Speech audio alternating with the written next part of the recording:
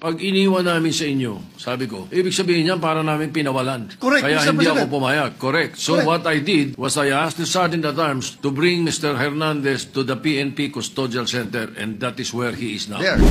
So only God knows if Senator Jinggoy is the good one or the better one. Only God knows the totality of accusations against Brother Joel. But what do I know? I know na si Brother Joel, 2016 pa lang, 2017, when I left the Senate to go to the DFA, speech na ng speech to tungkol sa flood control eh. Even President Duterte had a speech na ang problema ko, DPWH. And never tinago niya ano yun. President Duterte, nandun yun po, nasa Facebook, nasa TikTok, na sinasabi niya, baka may ghost project pa. It wasn't the House, nor the Senate, nor the PNP, nor the intelligence community making the request. It was the witness. I beg to disagree. It was Speaker Martin Romualdez who was asking. Yes, I Mr. did not President. talk to the witness. I did not hear him say. It was only Speaker Mr. President, Martin. it was live in the hearing. Bago siya magsalita, sinabi niya, pwede ba, mga congressman, wag niyo akong ibabalik sa Senate dahil may mga, hindi ako safe, may mga senador doon. Ang sabi ng congressman, magsalita ka muna. Bryce Hernandez was cited in contempt and was issued commitment order to the USAA detention room.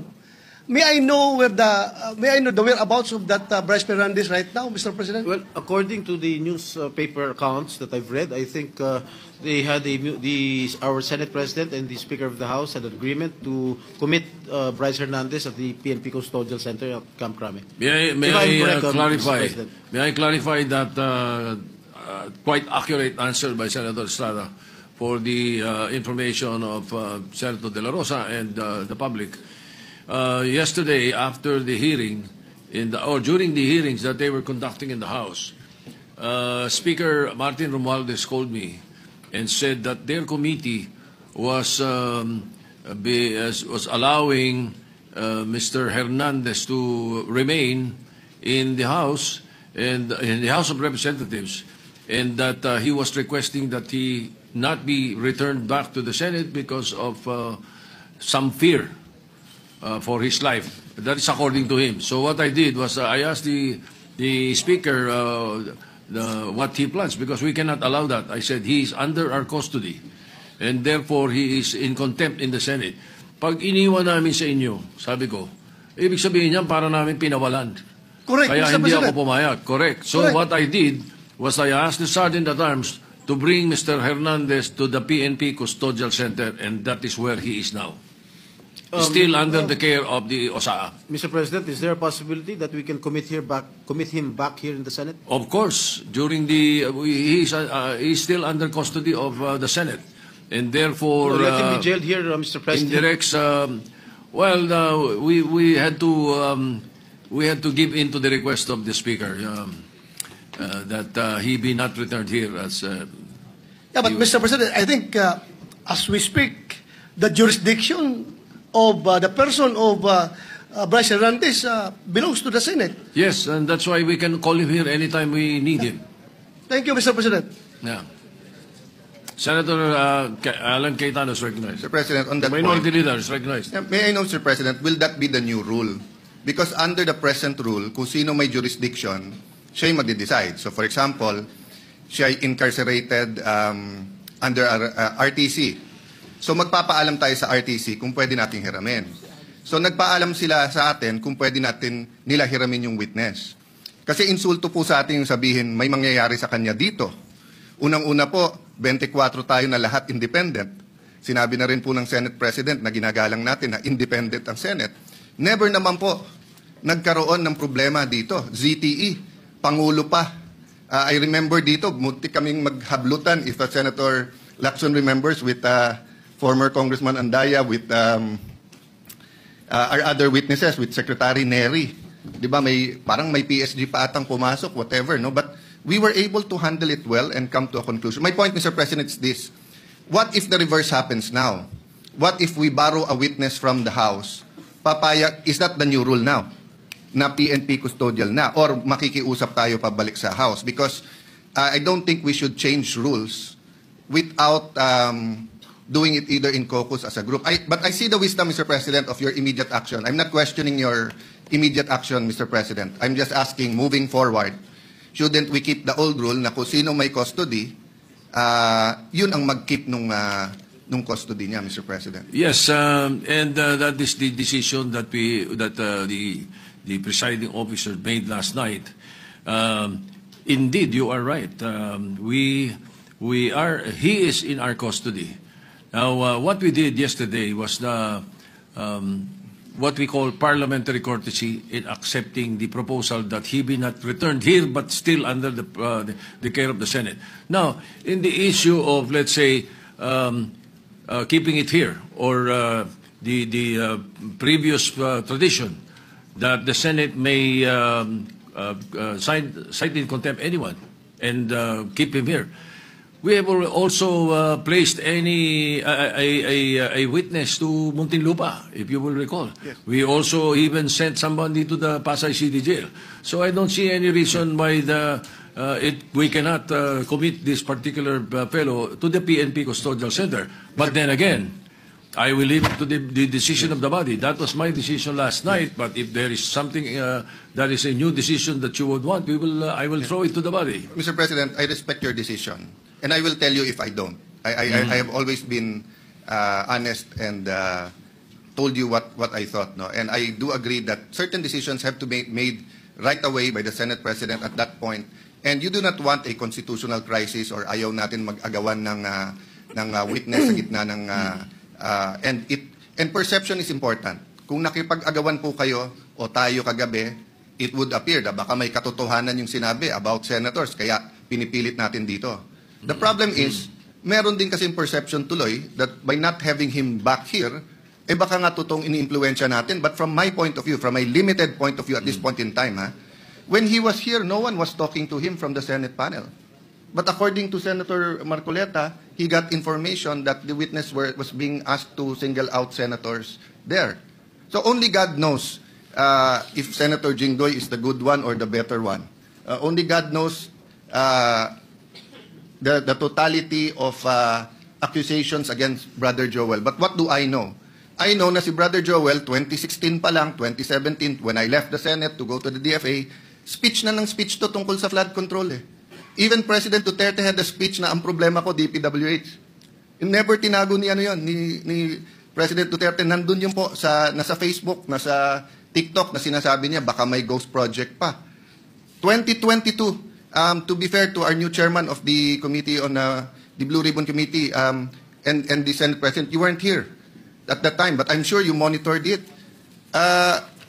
Tinuturo naman ni Secretary Bonoan kung bakit nagkaganon yung budget at but suddenly lumaki na naman yung budget. No? So the point is, Mr. President, perception here matters. Tomorrow ba or the next day, we will announce, I think Malacanang has already said they will announce a independent commission. The minority has not discussed whether we will support it or not. Personally, I support it. But just like Ferdinand Marcos Sr., he always asked the opposition for one member. Kasi kahit gaano ka-independent ang members niyan, kahit anong integrity niyan, tao pa rin yan eh. Pwedeng may agenda pa rin yung mga yan. So we will discuss in the minority. For example, kung maglalagay sila doon, do they commit? Hindi sila tatakbo for national office in 2028. Baka may integrity nga. Gagamitin naman yung commission to run in 2028. Will they sign also that wala silang conflict of interest? Because some of the credible people now being interviewed are part of conglomerates and are working for oligarchs that also have their interests, maybe not in infrastructure, but on other things. So ang point ko, Mr. President, na-disrupt yung sistema ng corruption, which is good. Pero ang ginagawa pabalik ng mga corrupt, dinidisrupt din tayo eh. Dinidisrupt din yung mga nag-imbestiga. That's why yesterday, I'm happy we have a consensus, the majority and minority, that we should continue our hearings. Iba yung sa House. I mean, wala tayong pakialam doon. If we agree with it or not, nasa sa kanila yon. Kung nag-iimbento sila o totoo sinasabi nila, yan ang sistema eh. Democracy is messy. Tayo po dito, respetuhin din nila. Kung may problema sa miyembro natin, 24 naman po tayo. We call out each other and we find a way to still have coffee or merienda together in the lounge. Sometimes not for 1 week because we're upset at each other. But that's the system, Mr. President. So again, Mr. President, I support, I acknowledge your right and the wisdom of deciding that last night. But personally, I don't know my companions in the minority. Personally, labanan ngayon ng perception. Tutuloy ba yung mga hearings? Sino ba ipapatawag? Kakampihan ba natin mga senador? Porque kapwa senador yon. Pwede ba magsalita yung iba? Kasi dati siyang DPWH. Kasi dati siyang speaker. Dati siyang all of this will be there, Mr. President. No? If only we could have the speeches of Senator Lacson in like yesterday in such an orderly manner. But hindi po ganun pag nandyan na yung mga witnesses Ang katotohanan po nun, kung 10 yung witness, unless we have 1 witness at a time, pero kung 10 ang witness, 10 ang senador, you cannot stop any senator kung sino tatanungin niya doon, Mr. President, di ba? So yun po ang problema lang, that since this involves high-ranking people and the PNP is not under the Senate, it creates another perception who controls who. But thank you for informing us that USAA is there and they're looking at that. No? But Mr. President, sa akin lang po, kung babaguhin yung rule, so I acknowledge you're not changing the rule. You made a decision and is throwing it back. But kung babaguhin yung rule, I think we have to discuss it thoroughly. Because nga, masyadong mabigat yung accusation nung DE ba? Assistant DE na takot siya dito or whatever. Kasi Mr. President, ang dami na natin naging witness dito kung sino-sino inaccuse kapwa senador Never naman. I think when I was Blue Ribbon Chair, I just remember si June Losada natulog pa sa couch sa opisina ko. Sa baba, I think I only visited one witness once. Otherwise, hindi So, anyway, Mr. President, thank you for your patience in hearing us out. But may I defer to the chairperson now of the committee. Yes, before Senator Ping Lacson is recognized. Thank you, Mr. before President. With all due respect to the distinguished minority leader, there's what we call legal custody and physical custody. Lawyers know this, Mr. President. As long as the Senate retains the legal custody over the person of Bryce Hernandez, the physical custody is of no moment, Mr. President. Whenever we need him, we'll just direct the PNP Custodial Center to deliver him here. And if the House of Representatives will be needing him, they will have to ask our permission. They cannot go direct to the PNP and tell them to bring the person of Bryce Hernandez to the House of Representatives. And this is not a new rule, Mr. President. We have committed Alvin Balag to the Pasay City Jail. We have committed persons cited in contempt by the Senate in other detention centers. We're not changing the rules, Mr. President. So that's my manifestation, Mr. President. Yeah. Minority Leader, go ahead. Tama po si Senator Lacson na may legal at physical custody. Pero it's always the committee and the Senate who decides the physical custody. So in the case na sinabi yung Pasay City Jail, it was the decision of Senator Dick Gordon and the committee na doon ilagay. In fact, ayaw nila Yung mga kinulong doon gusto nga dito. In this case, it is the witness, Assistant DE, saying, wag niyo akong dalhin doon, tapos siya yung nasunod. So the issue here is not only the physical and the legal custody. The issue also is the integrity of the Senate, the perception that if we don't have him here, de lahat na lang ng witnesses sasabihin, wag tayo doon. Paano kung wala rin silang tiwala sa PNP? Wag sa PNP, lilipat natin sa NBI. The peculiarity of this case is that it wasn't the House, nor the Senate, nor the PNP, nor the intelligence community making the request. It was the witness. I beg to disagree. It was Speaker Martin Romualdez who was asking me. Yes, I Mr. did not President. talk to the witness. I did not hear him say it was only Speaker Mr. President, Martin. it was live in the hearing. Bago siya magsalita, sinabi niya, pwede ba, mga congressman, wag niyo akong ibabalik sa Senate dahil may mga, hindi ako safe, may mga senador doon. Ang sabi ng congressman, magsalita ka muna. Meaning condition pa nila, magsalita ka, saka na. That's why I think, in fairness to the speaker, no, I don't think this is his personal I don't think he wishes. was also present. Yeah, Much the same way as I did not hear that. Let me clarify particular- that, Mr. President. I Yes. don't think it's his personal request. I think he was conveying it as Speaker to this chamber in the same manner na pag may request kami sa House, either the Majority Leader or the Senate President will request it. But hindi naman po alam ng tao na ang request ay formal And again, hindi ko na question yung kagabi. But all over the news and live, yun po ang lumalabas. Yung witness ang nagdidikta na wag niyo ako ibalik sa Senate. Ano ba experience niya dito? Ano ba ang ginawa natin sa kanya? Di ba? Wag siyang ibalik sa Senate for detention. Pero Yes. never we will never allow that he not be brought here back Agree- when agree, he Mr. needed. President, As a but matter of fact, if you move for